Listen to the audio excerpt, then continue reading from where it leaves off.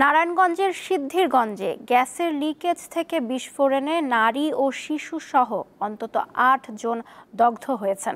সিদ্ধিরগঞ্জের ২ নং ঢাকেশ্বরী এলাকায় ভোরে এ দুর্ঘটনা ঘটে। দগ্ধরা হলেন সোহাগ রূপালী দম্পতি ও তাদের ১.৫ বছরের শিশু সুমাইয়া এবং আরেক পরিবারের সদস্য লাকি, তার স্বামী হান্নান ও তাদের সন্তান জান্নাত, সামিয়া ও সাব্বির। তাদেরকে জাতীয় বার্ন ও প্লাস্টিক সার্জারি ইনস্টিটিউটে ভর্তি করা হয়েছে। এর মধ্যে শিশু সুমাইয়ার অবস্থা আশঙ্কাজনক। ফায়ার সার্ভিস জানায়, দুর্ঘটনা কবলিত ঘরগুলোর ফ্লোরের নিচে গ্যাসের লাইন রয়েছে। সেখান থেকে লিকেজ হয়ে গ্যাস ঘরে জমা হয়। রাতে যে কোনোভাবে তা আগুনের সংস্পর্শে আসলে বিস্ফোরণ ঘটে।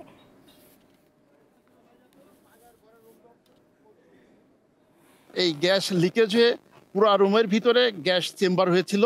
যে কোনো কারণে আগুনের স্পার্ক যখনই পাইছে, পাওয়ার সাথে সাথে এটা বিস্ফোরণ করছে।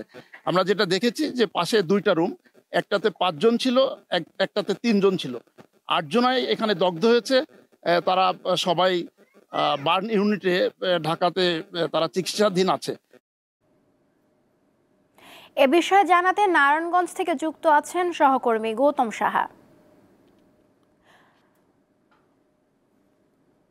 গৌতম, দুর্ঘটনার পর ঘরগুলোর বর্তমান অবস্থা কি এবং লিকেজ থেকে গ্যাস ছড়িয়ে পড়া বন্ধ হয়েছে কি?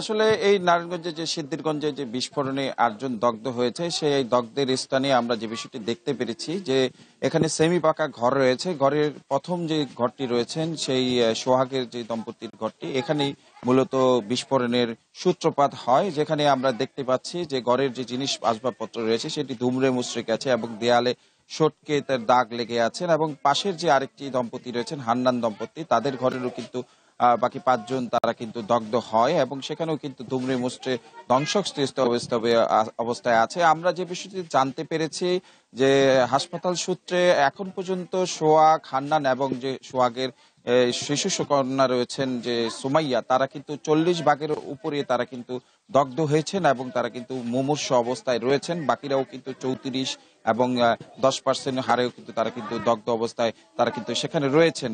আমরা সকাল থেকে যে বিষয়টি দেখেছি এবং প্রতিবেশীদের সাথে কথা বলে যে বিষয়টি জানতে পেরেছি, ভোরে হঠাৎ করে একটা বিকট তারা শব্দ শুনতে পায়। শব্দ শুনতে পেয়েই দেখে যে তাদের অগ্নি অবস্থায়, তাদের শরীরে আগুন অবস্থায় হান্নান এবং সোহাগ তারা বেরিয়ে আসতেছেন এবং তখন তাদের উদ্ধার করে কিন্তু প্রথমে খানপুর হাসপাতাল, তার পরবর্তী সময়ে তারা কিন্তু ঢাকার যে জাতীয় বার্ন ইনস্টিটিউট আছে সেখানে তাদের কিন্তু নিয়ে যাওয়া হয় এবং চিকিৎসা দেওয়া হচ্ছে। এবং প্রতিবেশীদের কাছ থেকে আরেকটি বিষয় জানতে পেরেছি, এখানে মূলত গ্যাসের লিকেজের যে বিষয়টি তারা কিন্তু এখানে বারবার দাবি করছেন এবং এখানে কিন্তু এর আগেও গ্যাসের লিকেজ হয়েছে। এখানে ফায়ার সার্ভিসের কর্মকর্তারা পরিদর্শন করে গেছেন। এখানে নারায়ণগঞ্জ ফায়ার সার্ভিসের যে সহকারী উপপরিচালক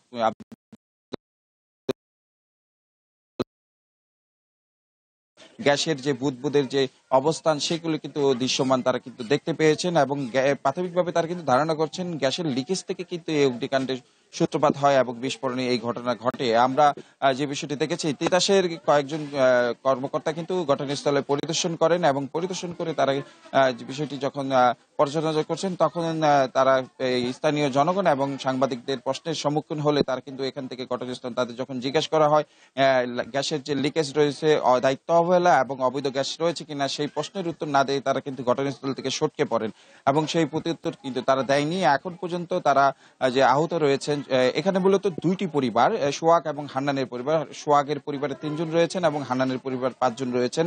মূলত এখানে সর্বমোট 8 জনের ভিতরে 3 জন পুরুষ এবং বাকি 5 জন নারী এবং শিশু রয়েছেন এবং তাদের অবস্থা কিন্তু এখন পর্যন্ত আশঙ্কাজনক। ঘটনাস্থলে পুলিশ এবং ফায়ার সার্ভিস পরিদর্শন করে গেছেন এবং এখানে কিন্তু যাদের স্বজনরা রয়েছেন আহতদের, তারা কিন্তু হাসপাতালে রয়েছেন। এখানে আপনাদের একটু আমরা দেখাতে চাচ্ছি, এখানে এখনো কিন্তু উৎসুক জনতা এখানে এসে ভিড় জমাচ্ছেন এবং এখানে এসে তারা কিন্তু দেখছেন ঘটনাস্থল। আমরা যে বিষয়টি লক্ষ্য করেছি, এখন পর্যন্ত যে ঘটনার আসল কারণ তারা জানাবেন তদন্ত শেষে। এই ছিল আসলে আমার কাছে অগ্নিকাণ্ডের সর্বশেষ। নারায়ণগঞ্জ থেকে জানাচ্ছিলেন সহকর্মী গৌতম সাহা।